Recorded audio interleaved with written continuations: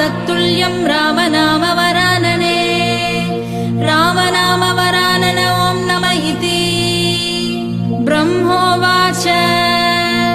नमोऽस्त्वनन्ताय सहस्रमूर्तये सहस्रपादाक्षि शिरोरुबाहवे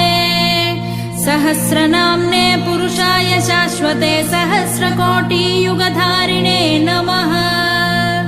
सहस्रकोटियुगधारिणे नमः ॐ नमः इति सञ्जय उवाच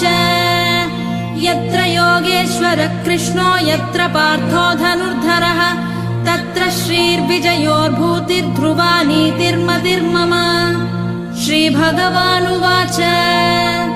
अनन्याश्चिन्तयन्तो मां ये जना पर्युपासते तेषां नित्याभियुक्तानां